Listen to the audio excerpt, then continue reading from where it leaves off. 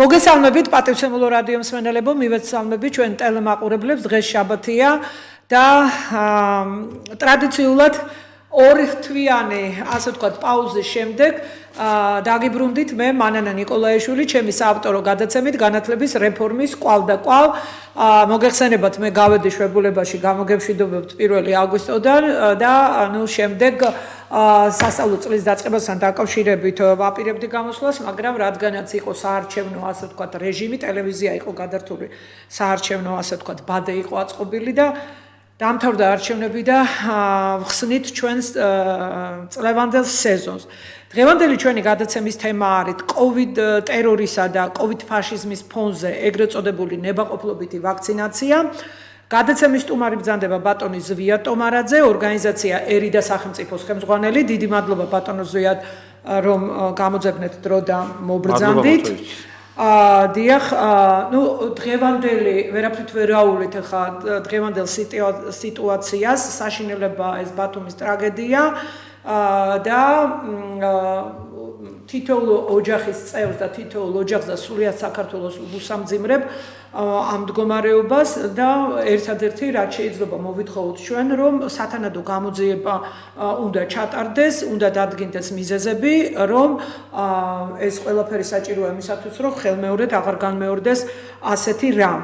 ახლა ნებაყოფლობითი ვაქცინაცია თუ COVID ტერორი და COVID ფაშიზმი არის ჩვენს ქვეყანაში, ეს უკვე ჩვენ დავადგინეთ, როგორც ბატონი ზვიადი დღევანდელი ჩემი სტუმარი და ასევე თქვენი მომნამორჩილი მეც მთელი ზაფხული მე მაგალითად ვერ დავისვენე აქციებზე გავატარე და რაღაც ძალიან მძიმე სიტუაცია. ამ კუთხით ვინ იღებს ქვეყანაში ჯანდაცვის საკითხებზე გადაწყვეტილებას?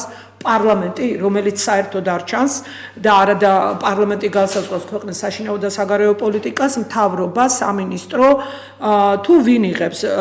არიან თუ არა თანამდებობის პირები, პროფესიონალები, ვინც გადაწყვეტილებას იღებენ და პატრიოტები, თუმცა საქართველოში ფული და გავლენები არის მთავარი და არა პროფესიონალიზმი.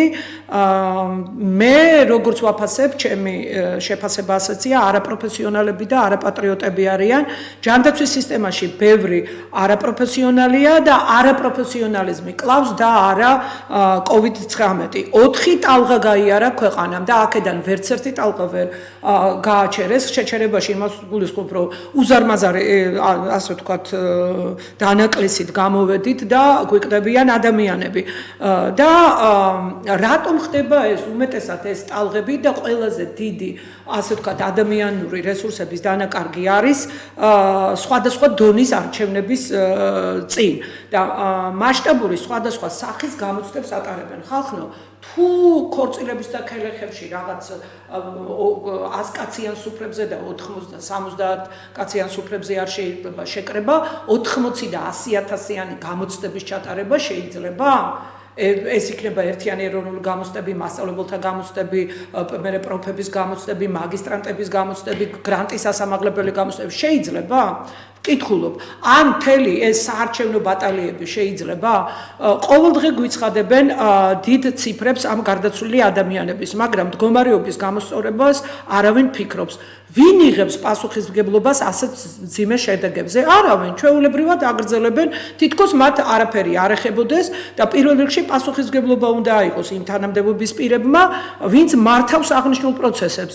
დაუყოვნებლი უნდა მოხდეს გათავისუფლება დაკავებული თანამდებობებიდან იმ პირების, ვისაც ეხება უშუალოდ აი ეს მართვის საკითხები და რომ ასეთი მარცხით მთავრდება და პასუხისგებაში უნდა მიეცეს ის პირები, რომლებიც მათი საქმიანობა უნდა იქნას შესწავლილი, გამოკვლეული ყველაფერი, ფინანსური ნაკადების მოძრაობაც და ასევე ეს ადამიანები რატომ და რის გამო არიან ასეთ მდგომარეობაში და შეიძლება თუ არა გადარჩენა და მე მარტო თანამდებობის პირებზე არ ვსაუბრობ, უკვე ცალკეული ექიმები, ექთნები თუ მომვლელები, ყველამ უნდა ააგოს პასუხი და მიმდინარეობს საქართველოს მოსახლეობის გენოციდი.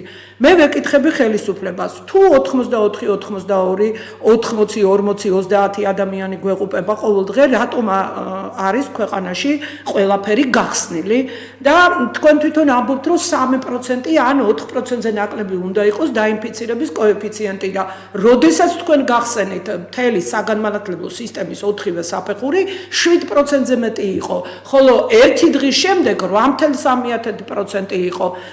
დღევას ალბათ უფრო მეტი მონაცემები იქნება და ვინ აგებს მე ვეკითხები გამყრელიძეს, იმიტომ რომ გამყრელიძე არის დღეს პრემიერ-მინისტრი, გამყრელიძეა პრეზიდენტი, გამყრელიძეა პარლამენტის თავმჯდომარე და გამყრელიძეა რა თქმა უნდა ჯანდაცვის მინისტრი, გამყრელიძე მართავს მთლიანად ყველაფერს და ყველა ფორმალურად აწერენ დადგენილებებზე თუ ბრძანებებზე ხელ და გამყრელიძეა სხვათა შორის განათლების და მეცნიერების მინისტრიც.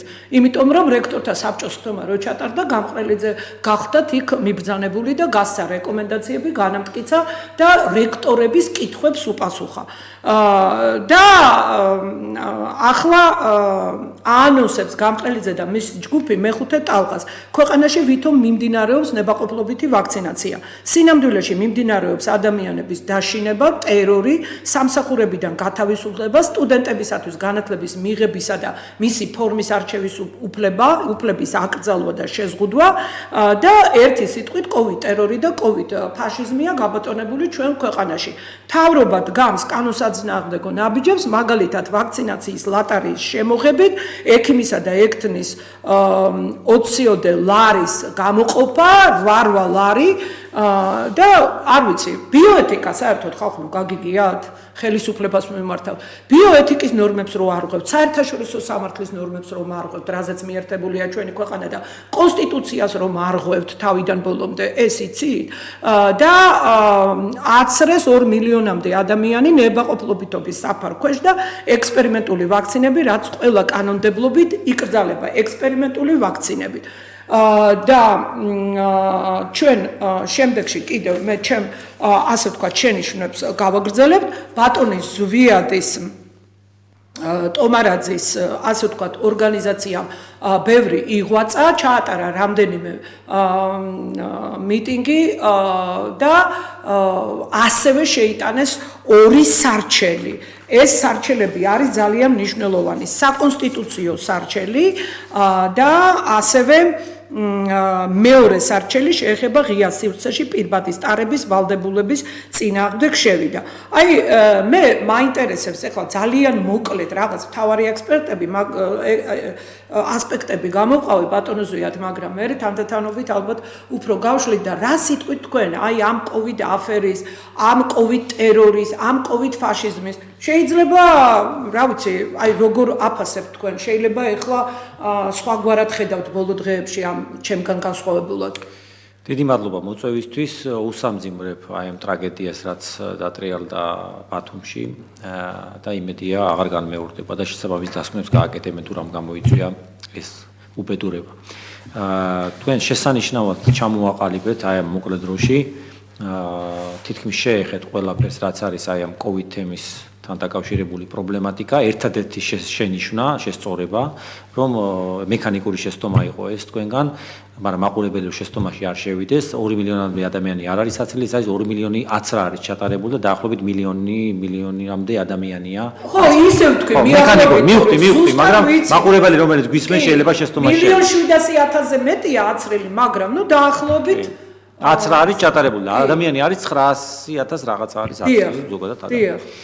რაც შეეხება აი ამ კოვიდ თემატიკას, ქვეყანაში არის ვითომ გამოცხადებული, რომ არის ნებაყოფლობითი ვაქცინაცია, თუმცა არის კოვიდ ტერორი, ეს გამოიხატება სტუდენტებში, რომელსაც თქვენს დიდი წვლილი მიგიწვით მაგალითად ბევრი საკითხებში მათი პრობლემატიკის მოგვარებაში, თუმცა სამედიცინო უნივერსიტეტის სტუდენტებში პრობლემა კვლავ დგას და ბავშვებს, აი ამ სტუდენტებს კვლავ ეკრძალებათ პრაქტიკულ მეცადინეობაზე დასწრება, ვინც არ არიან აცრილები და მათი იძულება ხდება ტესტებით დაუშვათ. ტესტებით, კი ბატონო, ტესტებით, თუმცა ამ ტესტების თანხები არის სტუდენტებს არ აქვს ყველას იმის შესაძლებლობა, რომ ეს ტესტირება ჩაიტაროს კვირაში ერთხელ, სერიოზულ თანხებთან არის სტუდენტი ვერ შეწუდება ყველა ამ თანხას.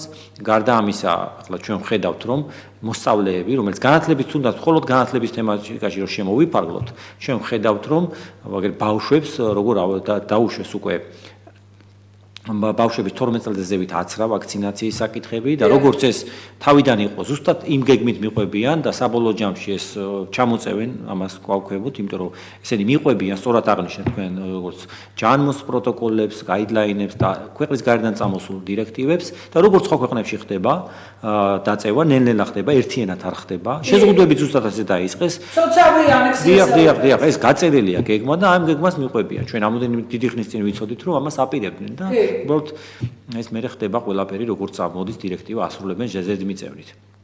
რა შეიძლება ითქვას ახლა იმ სარჩელზე, რომელიც ჩვენმა ორგანიზაციამ შეიტანა, სამი სარჩელია შეტანილი, თქვენ გეხსოვებათ ბატონი თორნიკე ნუნიაშვილი, რომელიც ბოკერიას კლინიკიდან გაანთავისუფლეს, ბატონი თემურ ლომიძე, ჩვენი ორგანიზაციის იურისტი, ადვოკატი, მის უფლებებს იცავს და პირველი სარჩელი შორედ მისი უფლებების დასაცავად შევიდა ბოკერიას კლინიკის წინააღმდეგ.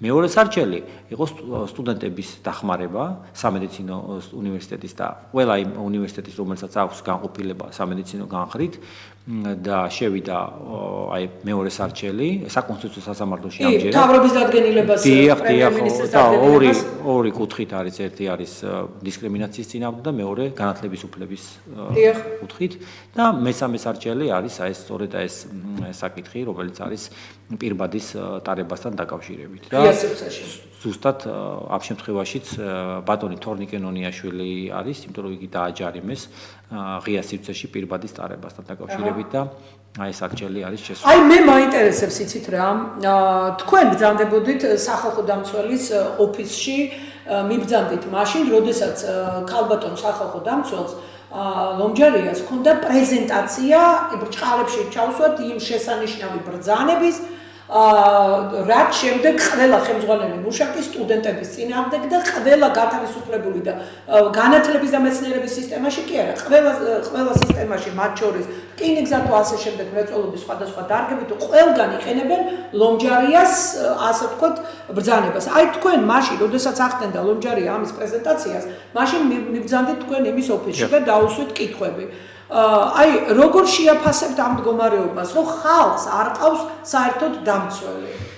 აი ამ COVID ტერორმა კიდევ უფრო ნათლად წარმოაჩინა ლომჯარიას პერსონა, მე მას არც ადრე ვეძახდი სახალხო დამცველს, უბრალოდ მაყურებელი ზოგადად რომ მიხვდეს ვიზია საუბარი ამას უმატებთ ხოლმე, თუმცა ის არანაირი სახალხო დამცველი არ არის, მან ეს თავისი მოღვაწეობით დაამტკიცა. და აი ამ COVID ტერორში პირდაპირ მიიღო მონაწილეობა, იმიტომ რომ ხშირ შემთხვევაში მისი რეკომენდაციით სარგებლობენ საჯარო თუ კერძო სამსახურები, როდესაც იღებენ ამა თუ იმ გადაწყვეტილებას, რომელიც ემსახურება COVID ტერორს და ვაქცინაციის იძულებას. აი ეს არის ძალიან სამწუხარო და სამწუხარო არის კიდევ ის, რომ ხელისუფლებას ნაცვლად იმისა, რომ მას სრულად შეეძლო ხელეწიფებოდა ლომჯარიას, თუმჯერ ხელისუფლებამ ქართულმა ოცნებამ მოიყვანა, მაგრამ როდესაც შეხედა, რომ ეს ადამიანი პირდაპირ ანგარჟირებული იყო და ასრულებდა პოლიტიკურ დაკვეთებს და ხშირ შემთხვევაში მისი განცხადებები პირდაპირ არჩევნების ჩატარება იქნებოდა და სხვადასხვა პოლიტიკურ გზავნილებს აჟღერებდა, მას შეეძლო ეს ადამიანი კანონი აძლევდა ამის საშუალებას, ეს არის კანონი, ორგანული კანონი სახალხო დამცველის შესახებ, სადაც პირდაპირ მეათემუხლში წერია, რომ თუ სახალხო დამცველი ზედიზედ 4 თვის მანძილზე ვერ ასრულებს თავის მოვალეობას, მას შეუძლია, ესე იგი პარლამენტმა და საქართველოს პარლამენტის რეგლამენტის მიხედვით დააყენოს პასუხისმგებლობის საკითხი და ეს თამაშები იყო, როგორც ჩანს, საარჩევნო, ეს ბატონი ირაკლი კობახიძე იქნებოდა თუ ნებისმიერი სხვა ქართული ოცნების წარმომადგენლის განცხადება და იერიში ლომჯარიაზე, თუ საქმით მათ არაფერი არ გააკეთეს. მათ შეეძლოთ პარლამენტში დაეყენებინათ მისი პასუხისმგებლობის საკითხი, რადგან ნინო ლომჯარია, როგორც სახალხო დამცველი, მისი უპირველესი მოვალეობა საკუთარი მოსახლეობის დისკრიმინაციისგან დაცვა და არათუ იცავდა ის საკუთარ მოსახლეობას დისკრიმინაციისგან პირიქით. მან ისეთი რეკომენდაცია მიცა, რომ სწორედ მის რეკომენდაციას იყენებდნენ მთელი შემთხვევებში საფრთხებიდან. აი მე საკითხები რო ჩამოვთვალე და აი გავაგრძელებ შემოგიერთებით ახლა ზუსტად სახალხო დამცველს უნდა გამოეყენებინა ის თავარი არგუმენტები, რომ აი ეს ექსპერიმენტული ვაქცინები, რაც მთელ მსოფლიოში ვრცელდება, ეხლა მარტო ჩვენ საქართველოში არ ხდება, ეს რაც ხდება ჩვენთან, ხდება მთელ მსოფლიოში. და აი ეს ექსპერიმენტული ვაქცინებზე მოწოდება და მით უმეტეს იძულება ადამიანებზე, რომ მიიღონ მონაწილეობა და აიცრან, არც ერთ ხელისუფლებას არ აქვს და სახალხო დამცველს ან ნებისმიერ უფლება დამცველ ორგანიზაციას ამ გაუადვილდებოდა და მე მიმართავ ხელისუფლებას ხალხო ფაიზერმა მიიღო სექტემბერში ეს და ერთი ამბებია ატეხილი ეხლა საკმაოდ მაღალი თანამდებობის პირი გამოვიდა ქალბატონი და საწინააღმდეგო ჩვენებებს აძლევს და რაღაცა ეს ძალიან საეჭვო ვაქცინაა და ძალიან რისკ ფაქტორები უფრო მეტი აქვს ვიდრე სიკეთის მომტანი თქვენ რასაც პირიქით რომ ხატავთ და რომ მოუწოდებთ ხალხს და აძალებთ და იძულებას უკეთებთ ამ ექსპერიმენტულ ვაქცინებზე შედეგები რომ დადგეს უარყოფითი ღმერთმა სიკეთე ქნას ყველგან ჩვენ ქვეყანაში თითოეულ ადამიანზე და მთელ დედამიწაზე მაგრამ მე პასუხისმგებლობას თქვენ აიღებთ თუ გამყრელიძე იმნაძე ცერცვაძე აიღებს გადააყენეთ ეს ხალხი არა აქვს ხალხს ამათ მიმართობა სულ რო კარგები ყოფილიყვნენ ესენი უკვე ხალხს მობეზრდა ყოველდღე ეს ხალხი ცერცვაძე აგებს ამ ადამიანების სიცოცხლეზე პასუხს და ეს კაცი მართალია ვიღაცა სულიად საზოგადოებისთვის უცნობი კანცელარიის მოხელი აცხადებს რაოდენობას მაგრამ ამაზე პასუხს ცერცვაძე აგებს უშუალოდ და გამყრელიძე ასევე ჯანდაცვის მინისტრი გამოცვალეთ ეს ხალხი ნუ თუ არ შეიძლება ამათი გამოსვლა მაგრამ ამათი გამოცვლის უფლებაც არ გაქვთ და ახლა როგორც ბატონმა ზვიადმა თქვა ბავშვები უნდა აცრან მაგრამ მე მინდა განსაკუთრებით უნდა გავშალოთ სტუდენტებთან დაკავშირებით საკითხი და სტუდენტებს ესე იგი იძულებითი ვაქცინაცია დაუწესეს და ახორციელებენ ამას სკოლების, ბაგაბაღების, კოლეჯების, უმაღლეს სასწავლებლების მასწავლებლებს, ამზდელებს და პროფესორ მასწავლებლებს დაუწესეს იძულებითი ვაქცინაცია. გაათავისუფლეს ხალხი და ყველა წყნარათა უმაღლეს სასწავლებლებში არ დაუდგეს შრომითი ხელშეკრულებები პროფესორ მასწავლებლებს. მე რამდენიმე დამიკავშირდა და იჩივლეთ მეთქი. დაგეხმარებით უფლებების დაცვაში და სასტიკოარზე არიან. მე არ ვიცი ეს რა ტენდენციებია ხალხნო თქვენ თუ არ იბრძოლეთ თქვენი უფლებების დასაცავად ისი არაფერი არ გამოვა. ჯანდაცვის სისტემა მიტაცებულია მაფიოზური კლანების მიერ, სისტემა არ არსებობს და რაც არსებობს მაფიოზური კლანური ინტერესებით იმართება. საკოორდინაციო საბჭო ეს არის დანაშაულებრივი ორგანო, არაპროფესიონალებით, დილეტანტებით და მავნებლების გაერთიანება, რომელიც ქვეყანას უწყობს ადამიანთა გენოციდს.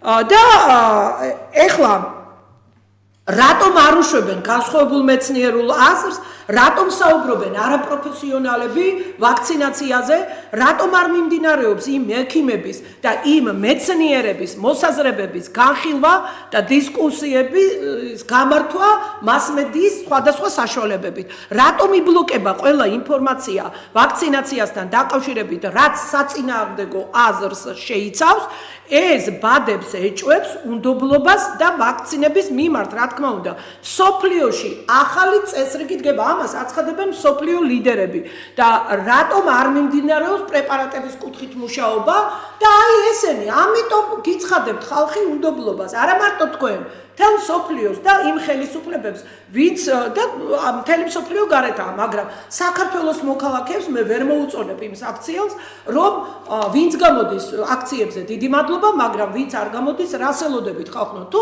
შვილებსაც მიუყვანთ ასაცრელად.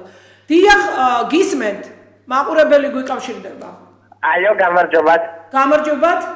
მოგესალმებით, ქალბატონო მალანა და მივესალმები ბატონ ზვიადსაც. დიახ. მე ვარ სამედიცინო უნივერსიტეტის სტუდენტი. ჩვენ უნივერსიტეტში არის ძალიან მძიმე სიტუაცია, რადგან პრაქტიკული ლაბორატორიული სამუშაო დაიწყო უკვე და ჩვენ არ გვიშვებენ, ვინც არა ვართ ვაქცინირებულები, თუ არა და ალტერნატიულ გზას საუბრობენ PCR ტესტის გაკეთებას კვირაში ერთხელ ყოველ ოთხშაბათს.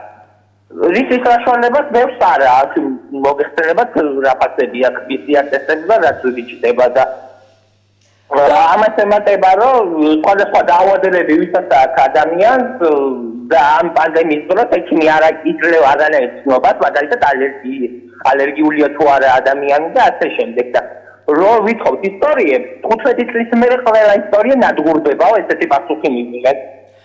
მე მინდა თქვენ გკითხოთ ვის მიმართეთ და შეხვდით თუ არა რექტორს? რექტორს მივმართეთ ოფიციალური ბრძანებით, რომ გვინდოდა შეხვედრა, მაგრამ კატეგორიული უარი მოგვივიდა და ჩვენ თხოვეთ, რომ კონკრეტული საკითხები გვინდოდა დაგვეხილა, რამოდენიმე კითხვა ჰქონდა, არანაირ კითხვაზე პასუხი არ მოსულა. მოდის ხოლმე სახალხო და შემდეგ რა გააკეთეთ?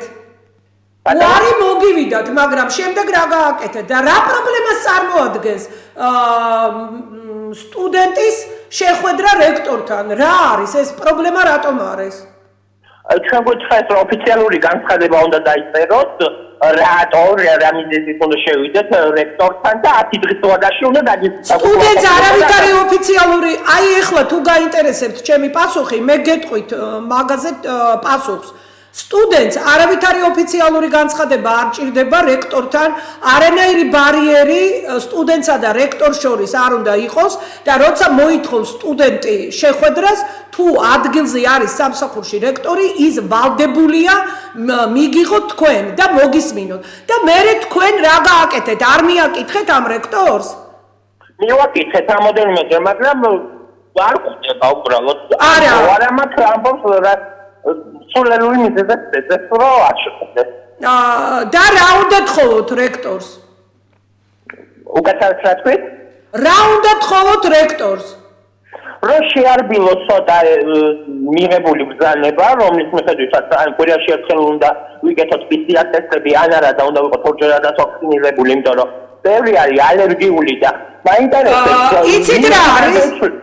იცით რა არის? ხო, ვინ აიღებს პასუხისმგებლობას ასეთი სტუდენტების ჯანმრთელობაზე, მაგრამ პასუხისმგებლობას არაფერზე არ იღებენ ესენი, მაგრამ მე რა მინდა მივაწოდო ერთი აზრი თქვენ რექტორს. თქვენ სახელმწიფო უნივერსიტეტის სტუდენტი ბრძანდები? ხო, ესე იგი ბატონ ზურაბ ვადაჭკორიას მე მინდა მივმართო, რომ ეს სტუდენტები თქვენ არ გაგიჭირდებათ, რომ ის PCR ტესტები გამყრელიძეს საკოორდინაციო საბჭოს და მთავრობას სამედიცინო უნივერსიტეტისათვის, სადაც გაივლიან პრაქტიკებს ეს ბავშვები, იქვე ჩაუტარდეთ მათ. თუ მეტი საშუალება არ არის. მე საერთოდ არ ვარ ტესტირების მომხრე, მაგრამ ჩაუტარდეთ ეს ტესტირებები და იმ საავადმყოფოებში იქ, რა თქმა უნდა, უფასოდ. როდესაც COVID ფაშისტი გამყრელიძე აწესებს ფასიანი ძვირადღირებული ტესტების სავალდებულობა სტუდენტებზე. ბატონო COVID ფაშისტო გამყრელიძე, სად აქვს სტუდენტს ფული? სად აქვს? საიდან უნდა გაიკეთოს ეს? ესე იგი პირდაპირ იძულებას აკეთებ თქვენ და თქვენი ბიზნესის და თქვენი კლანის ბიზნესის გაზრდის გამო სტუდენტებს უზღუდავთ საერთაშორისო სამართლით და კონსტიტუციით მინიჭებულ უფლებამოსილებებს. დაგემშვიდობებით უნდა გააგრძელოთ ბრძოლა. უბრალოდ ყველანი ვაქცინირებულება და არა ვაქცინირებულება და ვთხოვთ რომ არ იყოს ესეთი და ეს არის დისკრიმინაცია. კი, ჩვენ ვართ მომავალი ექიმები და ვინ აგებს პასუხს ძალიან მაინტერესებს ვაქცინა თუ გაიკეთეს ადამიანი და გარდაიცვალა. მე როგორც ვთქვი არავის. კარგით, ბრძოლა უნდა გააგრძელოთ. უნდა მიხვიდეთ ახლოს პრემიერ-მინისტრთან. განათლების სამინისტროში კი არ უნდა იყოს სამინისტროსთან აქციები, პრემიერ-მინისტრთან უნდა იყოს. მისი დადგენილება თუ შეიცვლება, თქვენ დაგიჩვენებენ. ვადაჭკორია საერთოდ არ აინტერესებს, რომ სტუდენტები დაკარგოს. დიდი მადლობა ზარისთვის. აი მე თქვენთვის უნდა მეკითხა და დაგვასწრო, აი შემოვიდა სტუდენტის ზარი. რას მიაწერთ, რომ საქართველოში სტუდენტური მოძრაობა არის ძალიან სუსტი, ძალიან პასიურები არიან, ძალიან დაშინებულები არიან. პირველ რიგში მე აი რა ვიცი ახლა შევიტყვეთ და ეს ძალიან რთულია და როგორ ახლა რექტორი არ ელაპარაკება სტუდენტებს და რაღაც წერილობით რა ვიცი მე მგონი რექტორი რაღაც შეიხი არ არის. ეს არის სახელმწიფო დაწესებულება და მას ვალდებულია რექტორი სამსახურში მიდის, იმიტომ რომ ემსახურა სტუდენტები, დიახ, აბსოლუტურად გეთანხმებით. ამიტომ ეს არის ჩემთვის ყოველად მიუღებელი საქციელი და იმედია ამ გადაცემას სახელი ვადაჭკორია გვარი დამახსოვდა. ბატონი ზურაბი იმედია ამ გადაცემას ნახავს, გადააფასებს თავის ქცევის, ესე ვთქვათ, დამოკიდებულება სტუდენტებისათვის და ხვალ იქნება, ზეგი იქნება, ურშაბას თუ როდესაც იქნება, აუცილებლად შეხვდება. იცით, სულ ხვდება სტუდენტებს. მაგდენი არც ერთი რექტორი არ ხვდება. მაინც და მაინც არ ხვდება. არა, ამ სტუდენტებს კი არა. აი იმიტომ ვამბობ, რომ COVID ტერორია. ხო, არა, მაგვას გულისხმობ, ანუ ამ თემატიკაზე არ ხვდება. ხო, ესე იგი, სულ ხვდება სტუდენტებს, მაგრამ ეხლა ისეთი ტერორია ქვეყანაში, რომ გასაგებია.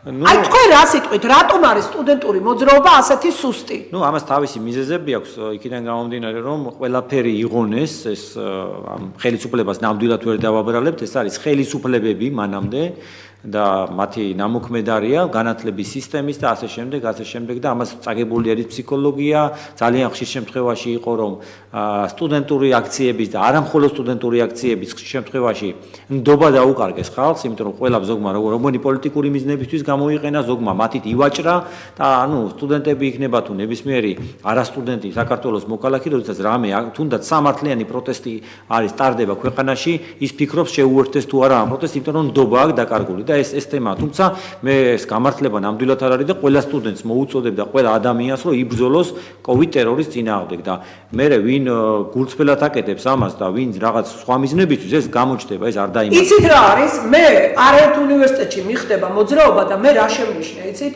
ძალიან დიდი დოზით მუშაობს აგენტურა. ანუ უშიშროება, რა თუნდაც ხალხო მე მიმართავ. ამ სტუდენტებს კიდე დატოვება რა თუნდა. ესე იგი იწერენ საუბარს რა. მე რო სტუდენტებს ვესაუბრებოდი, უკან იდგნენ, სადაც გავედით, გამოვედით, გარეთ ვიყავით თუ შენობაში, დაგზავნენ და იწერენ. ანუ გიღებენ. ეხლა იმაზე ხომ არ ხარ მიშტერებული, თვითონ არ გაღებინებენ არაფერს და შენ კიდე გიღებენ. რა თქმა უნდა. ერთ მნიშვნელოვან საკითხს ვინა შევეხო, ესე იგი ტესტებზე რო ავიღოთ, ჩვენი ორგანიზაციის ერთ-ერთი წევრი, აი 6 მე რო გადაიღო. ტესტებთან დაკავშირებით გაასაჩინეთ რა. აი 6 მე რო გადაიღო ფილმი ნიკოლოზ ხომასურიძეს, გადაღებები ჰქონდა, დაბრუნდა და ისევ გადაღებებზე წავიდა, შემოიარა ევროპა, ამერიკის შეერთებული შტატები და არსად თურმე ტესტირებას როგორც საქართველოში აკეთებენ, ესე ღრმად შედიან, არსად ესე არ ხდება. ესე უხეშად და შეიძლება დაუზიანონ კაპილარები და ხო, ანუ კი, მაგრამ ანუ მე ისე თქვა მინდა რომ ჯერ იმას თავი დავანებოთ ეს ტესტირება თვითონ CDC თქვა რომ ვერ არჩევს ერთმანეთისგან ესე იგი ენტეროვირუსს და სეზონურ გრიპებს ვერ არჩევს COVID ვირუსისგან და ჯერ ამასაც რომ თავი დავანებოთ თუ როგორ უხეშად ხდება ფულ თემ ესე იგი ფინანსური დაინტერესება კიდევ ცალკე აი ახლა გაგახარებ იცით თქვენ სასომხეთში რამდენი ტესტირება ტარდება 7000 მეტი არ ჩატარებულა სამჯერ და ვისი ბიზნესია ეს ბატონო ზუია ნუ რა თქმა უნდა დაინტერესება ექნებათ იმ ვირუსოლოგებს რომლებიც გვევლინებიან 2000 არ არსებობს აი იცით რა მოხდა საქართველოში ტარდება მინიმუმ ანუ აგვისტოს თვეში 67000 ტესტირებაც ჩატარდა და ყოველდღიურად 50000 52 55 ასე ტარდებოდა და შეადარეთ ახლა სასომხეთთან შეადარეთ აზერბაიჯანთან რომელსაც 18000 ტარდებოდა სამჯერ თითქმის ჩვენზე მეტი მოსახლეობა ეს ტესტირება საერთოდ უნდა აიკრძალოს რა სკოლის აუცილებელი თანამშრომელი 100 ახლია იცით თქვენ ეს ყოველ 7 დღეში გუშინ გააღწევა განათლების სამინისტრომ ყოველ 7 დღეში ერთხელ გაიტესტებიან ცვლილება პრემიერის ბრძანებაში შევიდა ხოლო 10 პირი 14 დღეში ერთხელ გაიტესტება 7 ოქტომბრის დადგენილი ანტიგენის სწრაფი ტესტი სკოლის ექიმის აი მე მაინც მინდა მივმართო ბატონ ღარიბაშვილს მე შორს ვარ იმ აზრისგან და 11 წუთით არ უშვებ ბატონო ირაკლი პრემიერ-მინისტრს მიმართავ რომ არაფრად არ გაკავშირებთ მე თქვენ ამ ტესტებთან და ამ ტესტების ბიზნესთან აღკვეთეთ ეს ტესტების ბიზნესი აღკვეთეს ეს PCR ტესტები საერთოდ გაანადგურეთ ბატონო ირაკლი არაფრის მომცემი არ არის ეს ქმნის ცრუ პანდემიას ეს ქმნის აი ამას მე საავადმყოფოებში გადაყვანას მაგას როგორ აქვს მთელი ყველაფერი დგას ტესტებზე ტესტების დაინფიცირების შედეგად ხდება ამ ტესტირების შედეგად ხდება შეზღუდვების შემოტანა და ტერორი და დასწრესვა მოსახლეობით ეს არის ერთ-ერთი მთავარი შემადგენელი ნაწილი ამ ცრუ პანდემიის თორე ეხლა ტესტები თუ აღკვეთონ მაშინ დამთავრდება მაშინ რასთან დაკავშირებით მიიღებენ გადაწყვეტილებას შეზღუდვებზე, სხვადასხვა COVID ტერორზე. სწორედ ამით ხდება. აი მე ერთმა რექტორმა, ყველა მიცის თელმა საქართველოს კავკასიის უნივერსიტეტის რექტორს ვესაუბრებოდი, როდესაც სტუდენტები არ მიიღეს იქ და რაღაცა ჯერ დაიბარეს 20 სტუდენტი, მერე მოთხოვეს 2 სტუდენტისთან საუბარი და როდესაც დაველაპარაკე ტელეფონზე, მან მითხრა რომ ეს არისო ჩემი კერძო ბიზნესიო და მე თვითონ არ მაინტერესებსო არც პრემიერ-მინისტრიო, არც მთავრობის დადგენილებაო, არც გამყრელიძემ რა დაწერაო, მე ღიად ვეუბნებოდი. ამას არაფერი არ მაინტერესებს, ეს ჩემი კერძო ბიზნესიო და მე როგორც მინდა ის ასე გადავწყვიტეო, რომ არავაქცინირებელი სტუდენტებიო, არ დაუშვაო, არც დისტანციური არ უნდა და არც ტესტები არაფერი. და მოკლედ ეგენი არიან მკვლელებიო. ხო და აი ახლა უნდა გვიკვირდეს ჩვენ რომ ამ სტუდენტების ბულინგი მიდის თავიანთი თანატოლებისგან, პროფესორ მასწავლებლებისგან. ხალხნო, ლოგიკა ჩართეთ, მე ხარ რექტორებს და პროფესორებს და საერთოდ საზოგადოებას მივართავ. რა განსხვავებაა ვაქცინირებულსა და არავაქცინირებულს შორის? ვაქცინირებული ინფიცირდება, ვაქცინირებული გადამტანილია, ვაქცინირებული მოხდება სამართყოფოში, ვაქცინირებული შეიძლება დამძიმსდეს და ვაქცინირებული შეიძლება გარდაიცვალოს. ასევეა არავაქცინირებულიც. გადამტანია, შეიძლება დაინფიცირდეს, გადამტანია, მოხდეს სამართყოფოში და რა განსხვავებაა ხალხო? არაფერი განსხვავება არ არის რა. არავაქცინირებული ჯობია, იმიტომ რომ მას უფრო მაღალი იმუნიტეტი აქვს, ეს სამეცნიერო დასკვნებით ის და ყველა სამეცნიერო დასკვნებს იმაშვებიან, ასაიდუმლოებენ. ეხლა მე შემდეგი კითხვა მინდა თქვენ მოგცეთ გამყრელიძის, იმნაძის, ცერცვაძის მოქმედებების შეფასება და მთლიანად ხელისუფლების მოქმედების შეფასება და მე ბატონო ზვიად მინდა გკითხოთ ერთი ცოტა მწვავე კითხვა ალბათ.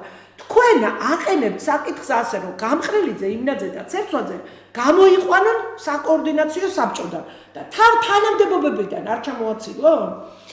გეტყვით, რა შეფასება უნდა მიეცეს გამყრელიძეს, იმნაძეს და მათ სულიერ ძმებს, ესენი არიან არა მხოლოდ ბოროტმოქმედები, ისინი არიან კაცობრიობის მტრები, ხო, კაცობრიობის მტრები არიან, სრული ამ სიტყვის გაგებით, პირდაპირ მნიშვნელობით, ისინი უნდა გასამართლდნენ უმკაცრესად, მათ ისინი არა მხოლოდ თანამდებობები უნდა დატოვონ და ჩამოშორდნენ ამ საკოორდინაციო საბჭოს, არამედ ისინი უნდა გასამართლდნენ უმკაცრესად სამუდამო პატიმრობით და ქონების კონფისკაციით. აი ქონებით, რომელსაც აგროვებენ, აი ამ ანუ ჯერ თქვენ აყენებთ ევექსებით, მაგრამ ნუ პირველი ეტაპი ახლა ხო როგორ თანამდებობად ისინი გვექცევიან, ჩვენ ისე თანამდებობად უნდა მივიქცეთ ამ ხელისუფლების პირობებში, თორემ ეხლა ხელისუფლების სადავეები ჩვენ რო გქონდეს, ერთი დღე ვერ გაჩერდებოდნენ ეს ადამიანები თანამდებობებზე და მიეცემდნენ პირდაპირ პასუხისგებლობას. გასაგებია. დიდი ხანია ხალხზე გველოდება, დიახ გისმენთ? გისმენთ, ისაუბრეთ, ეთერში ხართ. ჩაუწიეთ რადიო მიმღებს ან ტელევიზორს. ალო. დიახ გისმენთ? მოგესალმებით. ბატონო. დიახ. მანანა და ბატონო ზოიათ. მოგესალმებით. მე ვარ პრაქტიკოსი მასწავლებელი, რომელსაც მაქვს დაგროვებული კრედიტო ფულები და მქონდა დარჩენილი საგნობრივი გამოცდა ჩასაბარებელი. დიახ. დაამატა გამოცდაზე ერთი ქულა. ეხლა გვემუქრებიან სამსახურის დატოვებით, მასწავლებლის სტატუსის ჩამოთვლით, რომ იანვრიდან ჩვენ შევწყვეტავთ პედაგოგიურ საქმიანობას. გასაგებია, ხალბატონო, მაგრამ თქვენ პრემიერ-მინისტრმა არჩევნების წინ გამოცა თავისი დადგენილება და შეგპირდათ, რომ შემოდგომაზე ნოემბრის თვეში ან დეკემბერში ჩატარდება გამოცდები. არ არის ეს ასე? ახლა შეტყობინება არ არის ჯერ მოსული სამაგისტროდ. არ არის ცნობილი რომ ჩატარდება გამოცდები განმეორებით. იცით რა, მე დავკავდები ამ სამკითხებით, ეხლა გადართული ვიყავი ამ კოვიდ ფაშისტების წინააღმდეგ და კოვიდ ტერორის წინააღმდეგ ბრძოლაში, მაგრამ ეს არ დამთავრებულა. მაგრამ საერთოდ შეიძლება პრაქტიკოსმა მასწავლებლებმა შეიტანოთ სარჩელი. შეიძლება ბატონო ზვია დრო შევიდეს და აუცილებლად მოიგებენ, ეს ძალიან დიდი საქმეა, მაგრამ ძალიან საინტერესო. და აუცილებლად იყავით ყურადღებით და ალბათ მომდევნო გადაცემაში გავაკეთებ განცხადებას. და მინდა გითხრათ, რომ გამოცდა იყო მაღალ სააზროვნო უნარებზე გათვლილი და შემდეგი გამოცდა პროგრამის შესაბამისად იყოს, როგორც წინა წლებში შესაძლებლობა მიეცა. გასაგებია, დაგვიკავშირდით კიდევ და აუცილებლად გავაკეთებ შემდეგზე აუცილებლად განცხადებას მაგასთან დაკავშირებით. დიახ, ბატონ ზვიად, რა სიტყვით თქვენ აი ბავშვების ვაქცინაცია შევეხეთ თქვენ და მეც, მაგრამ როგორ შეაფასებდით? აი ეხლა დადგა დღის წესრიგში. რას ფიქრობთ ამასთან დაკავშირებით? ბატონო, მაგრამ ნებისმიერი ასე იგი ეს რატო უნდა მომხდარიყო, რატო უნდა ოთხიშვილი გყავთ, ხო? სამი. რატო უნდა დამდგარიყო დღის აი როგორც мама, რას აპირებთ? ნუ კატეგორიულად მიუღებელია ჩემთვის და ანუ რა უნდა ყოფილიყო მიზეზი, ხო? აუცილებლობა, საჭიროება უნდა მოიტანოს, ხო? ანუ რა საჭიროება და რა აუცილებლობა იყო? ბავშვებში კოვიდ ტერორი ბავშვებში ინფიცირებას ნაკლებია, გადატანა ძალიან მარტივად ხდება ბავშვების მიერ, გარდაცვალებას ფაქტობრივად არ არის, ეს არა მხოლოდ საქართველოში, არამედ მთელი მსოფლიოს მასშტაბით. და უფრო უარეს გეტყვით, გერმანელმა მეცნიერებმა და ამერიკის შეერთებულ შტატებში ჩატარდა ეს კვლევები ბავშვების ვაქცინაციის შემთხვევაში მიოკარდიტის და პიოკარდიტის გულის დაავადებებმა იმატა. და ანუ სწორედ ამ მიზეზით ორმა ქვეყანამ დანიამ და შვედეთმა გააჩერეს ბავშვების 12 წელზე ზევით ვაქცინაცია. და გაუგებარია რატომ უნდა შემოიტანო, აუცილებლობა არ დგას და იგივე განათლების სისტემაშიც რომ ავიღოთ, რატომ ხდება, რატომ ასე იგი განახლდა სეზონი სკოლაში, ხომ? რატო დაუშვეს? რას გულისხმობ, რატო დაუშვეს? საერთოდ მაშინ უნდა თქვა, რომ ეს კორონა ტერორი ჩვეულებრივად არც უნდა აეკრძალათ, ესე იგი სასწავლო წელი, ჩვეულებრივად უნდა ევლოთ ბავშვებს სკოლაში და მიეღოთ განათლება და თუ მაშინ შენ სახლებობას ეუნები და აგუებ, რომ ეს ტვინდემია რო გამოაცხადეს, კი სულად შეურაცხყოფელი ჩვენი ქვეყნისთვის, ხომ? არჩევნების მერე იღვიძებს თურმე ეს ტვინდემია. და ამაზე დაგვრცინიან ფაქტობრივად ეს გამყრელიძე და იმნაძე და თუ გვიანონსებ რომ თურმე მძიმე ნოემბერი გველოდება არჩევნების შემდეგ, და ბავშვებს ეხლაც უკვე კლასები პანტაპუნქტით იკეტება და გადაყავთ, იმიტომ რომ აი ბავშვებს ტესტავენ და იქ აღმოჩნდება რომ თურმე ბავშვი დაინფიცირდა, მაშინ რა აზრი აქვს ეხლა ბავშვების დაჯენას და განახლებას აი ამ სასწავლო წელის? აი მე ბატონო ზვიად და კატეგორიულად მიუღებელია ერთი რო არ ვთქვა, არ შეიძლება პირბადე ბავშვებისთვის. ეს აწუხებს ყველას, არ მოგცემს გადაცემაში ცოტა თუ გვაქვს დარჩენილი, რომ ვისაუბროთ იმ მანკიერებებზე, რაც გვაქვს პირბადეს და კატეგორიულად მიუღებელია და მოუწოდებს მინის ჩხენკელს და განათლების სამინისტროს მაღალჩინოსებს რომ სასწრაფოდ გააუქმეთ ეს მიღებული გადაწყვეტილება. დიახ, აი მე სამინისტროს მიმართ მინდოდა გამეკეთებინა ძალიან მოკლე განცხადება. მე მიმართავ განათლებისა და მეცნიერების სამინისტროს. ხალხო, რა თამაშობთ? ეს ყველაფერი არის ამაზრზენი. როდესაც მინისტრის პირველი მოადგილე ხელს იშვერს იქეთკენ ჯანდაცვის სამინისტროსკენ და მთავრობისკენ და ამბობს, რომ ჩვენ არაფერ შუაში ვართ. უამრავი ბატონზეა თქვენს გექნებათ ნანახი პირველი მოადგილის და ასევე ჩხენკელის და ყველასი სამსახურებრივი ბარათები და ბრძანებები დაწერილია. იცით რა უნდა გაგეკეთებინათ? თქვენ თუ სტუდენტების, თქვენ თუ მოსწავლეების, მასწავლებლების და პროფესორ-მასწავლებლების უფლებებს იცავთ, აი ეს არაკანონიერ კოვიდ ფაშისტურ განცხადებებს და ტერორისტულ განცხადებებს რომ იღებს იქ გამყრელიძე აკეთებს საკოორდინაციო საბჭოზე, ხომ ბრძანდებით იქ? რატო არ გაუწიეთ წინააღმდეგობა? მითხარით ერთი, ან რატო ასრულებთ? მოხსნიან? მანამდე დაწერეთ განცხადება და გადადეთ და დადგებით ხალხის გვერდზე. ასე როგორ შეიძლება? ესე იგი, ვითომ თქვენ არაფერ შუაში არ ხართ, ამ დროს თქვენ შექმნით მთელი კასკადი ბრძანებების და წერილების და ტერორს აწარმოებდით რესურს ცენტრის დირექტორებზე, რექტორებს ატერორებთ, რექტორები სტუდენტებს და თავიანთ პროფესორ-მასწავლებლებს ატერორებენ, სკოლის რესურს ცენტრის დირექტორებმა, სკოლის დირექტორები დაატერორეს, სკოლის დირექტორებმა, მასწავლებლები და ტექნიკური თანამშრომლები, ასევე ბაგაბაღის და იგივე სიტუაცია კოლეჯებში. აი ასია ეს ყველაფერი ასხმული. და ახლა მე მინდა კიდევ რაღაც ისა სამინისტრო ცალკეულ სტუდენტებთან უნდა გაარკვიოს სამინისტრომ, ბატონო ზვია, ვინც სტუდენტი მიაკითხავს, იმათი უფლებები უნდა დაიცვას მხოლოდ. თქვენ რა არიცით პატივცემულებო, რა ბრძანებები აქვს გამოცემული თქვენ რექტორებს, თუ დახმარება გინდა თქვენ სტუდენტების ადექით და მიეცით იმ რექტორებს, შედით მოხსენებითი ბარათით პრემიერ-მინისტრთან და შეუმსუბუქოთ, როგორც სხვა უნივერსიტეტებმა შეამსუბუქეს. და მე მინდა მივმართო სამედიცინო უნივერსიტეტის ფაკულტეტები, სადაც აქვს და თვითონ სახელმწიფო უნივერსიტეტს, რომ შეარბილეთ ბატონებო ეს. და ერთი სიტყვით მითხარი, რა რეკომენდაციას მისცემდით ხელისუფლებას? უკვე ჩვენი დრო იწურება. მესმის რომ ძალიან რთულია გლობალურ ძალებთან დაპირისპირება, მით უმეტეს რომ ჩვენ არ გაგვაჩნია არა ვარ ძლიერი სახელმწიფო, მაგრამ მაქსიმალურად შეეწინააღმდეგეთ მათ ბოროტულ ზრახვებს და იმნაძე, გამყრელიძე და ძმანი მათნი ჩამოაშორეთ ქვეყნის მართვის სადავეებს. და კიდევ ერთი კითხვა, როგორ საერთოდ აპირებთ ბრძოლის გაგრძელებას? რა თქმა უნდა, ჩვენ სამართლებრივ ბრძოლას უხამებთ საპროტესტო აქციებს და როგორც კი ხელისუფლება გადადგავს ნაბიჯს, რომ კიდევ გაამკაცრებს ქვეყანაში სიტუაციას, გახდის იძულებულს ნებისმიერ მასწავლებლები იქნება თუ სხვადასხვა სტუდენტები თუ სხვა, ჩვენ აუცილებლად გამოვალთ ქუჩაში და გვაქვს თქვენი იმედი და ეხლა მივმართავ განათლების სამინისტროს მოხსენით პირბადე ბავშვებს. ნუ ურყევთ ჯანმრთელობას ჩვენ მომავალ თაობას.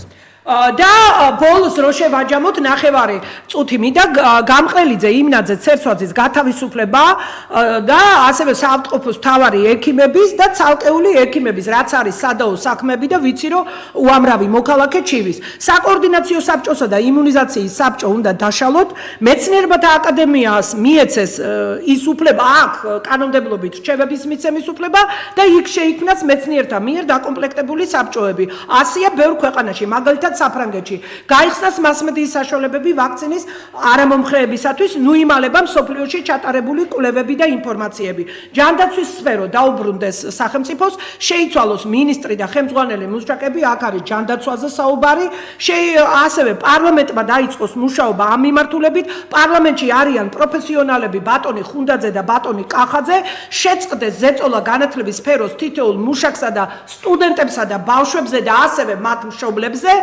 პროფესორ მასწავლებლებზე და მასწავლებლებზე ჩატარებული იძულებითი ვაქცინაციის საფუძველზე და აგრეთვე ჩაშლილი რეფორმების საფუძველზე დადგეს დღის წესრიგში განათლებისა და მეცნიერების სამინისტროს ხელმძღვანელი მუშაკების პასუხისმგებლობის საკითხი სტუდენტებმა უნდა გააპროტესტოს მთავრობის კანცელარიასთან და ხარისხის მართვის ეროვნულ ცენტრმა გაუჩეროს ავტორიზაცია და აკრედიტაცია იმ უმაღლეს სასწავლებლებს რომლებიც უარს ეუბნებიან და უსაფუძვლოდ უზღუდავენ სტუდენტებს კონსტიტუციურ უფლებას განათლების მიღებისა და მისი ფორმის არჩევის უფლებას და ხარისხიანი განათლების მიღების უფლებას. სამწუხაროდ ჩვენი დრო ამოიწურა გადაცემის თემა იყო კოვიდ ტერორისა და კოვიდ ფაშიზმის ფონზე ეგრეთ წოდებული ნებაყოფლობითი ვაქცინაცია.